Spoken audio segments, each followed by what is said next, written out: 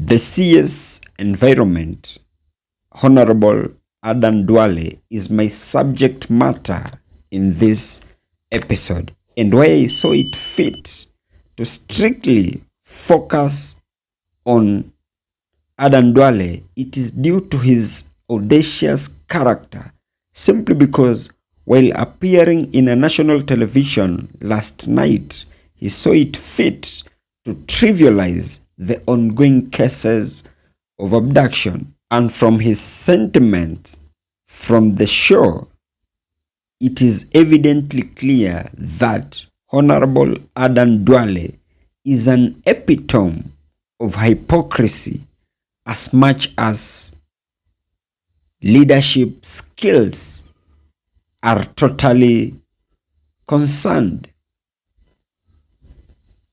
During President Kibaki, in all different extrajudicial killing, whether it's political, whether it's people were being killed because of terrorism, people were being killed because they are part of a gang in many of the gangs that are found in our cities.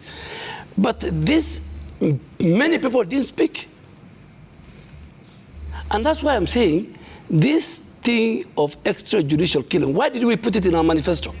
We were the only political outfit in the last election who said, when we come to government, extrajudicial killing, abduction will be of the past. Okay. And I am telling you, watch this space. If there is any organ in government, if there is any organ in government that is involved in extrajudicial killing, I am sure the new Minister for Interior will find it. Okay. So the Constitution does not provide. The Constitution does not provide. The Bill of Rights is against the human rights. And I'm talking as a member of Parliament in the 10th, 11th, and 12th Parliament, who I can document for you. What is so wrong with Justin Muturi then speaking? You've just said when they came for so-and-so, we didn't speak. When they came for so-and-so, you know? So what is so wrong with Justin Muturi speaking out against abduction? You have asked me a very good question. I'm one of the senior members in this administration. 22 members of that cabinet are very privileged to hold that position out of the 55 plus million Kenyans. We took an oath. We differ in opinion. We are the only ones who have an access to State House and to the President. The oath we took, if you internalize it, talks about advising the President. Am I right? I have more access than many people watching me as a cabinet. So we differ in subcommittees of cabinet chaired.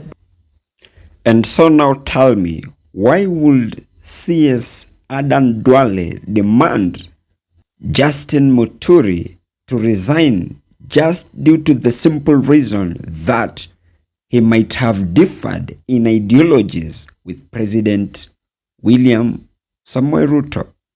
And if you have painstakingly listened to Adan Duale's sentiment, then I can tell you without any fear of equivocation that Ruto's CS have no any other business of serving Kenyans, but rather their only business in government is just for them to join the praise and worship team in praising their master being President William Samoei Ruto.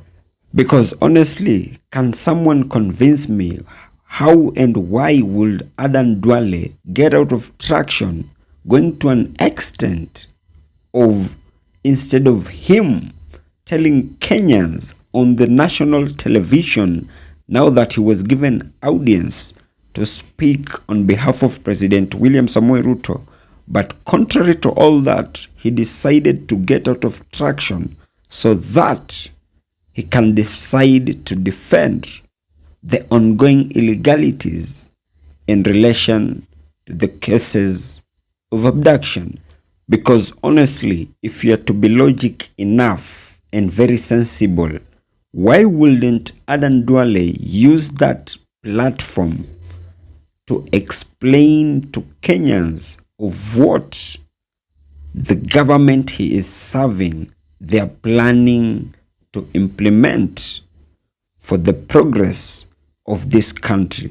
But contrary to that, he saw it fit to focus his agenda on pushing for the resignation of Justin Muturi.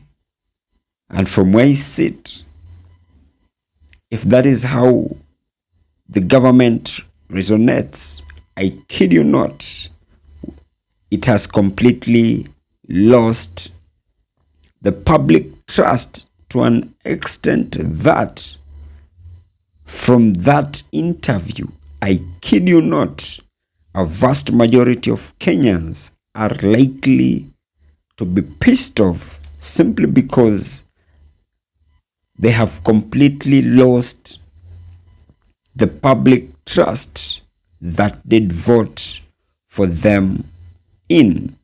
And as I come to the penultimate part of this episode, that has just been my opinion. If by any chance you do have a contrary opinion to mine, you can as well. Just feel free to drop them in the comment section and I'll give them a right of reply. And by any chance, if you've been watching my videos and you've not subscribed, you can as well. Just consider hitting on the subscribe button. Thank you and may God bless you. What I'm saying is, my good friend, I've worked under him and I've asked him, CS Muturi had the opportunity to bring even a substantive or an agenda. Every time we finish the cabinet, the president gives every cabinet and he says, is there anybody with a very burning issue? Are you saying CSS cannot speak in public about these issues? No, let me tell you. You know, the provision of you being a cabinet is a constitutional provision. Ask me issues to do with the environment. If you ask me to do that, every cabinet minister and every principal secretary, every public officer working in government has a job to do.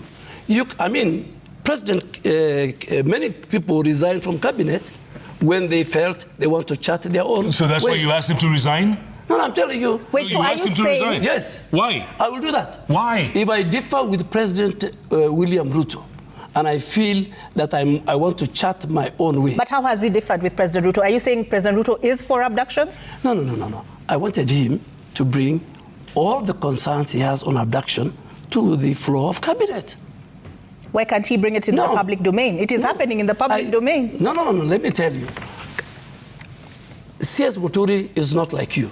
CS Muturi is among the few 22 privileged who sit at the highest decision-making organ of our country. You don't expect the IG to go public. You don't expect a minister to go public. Okay.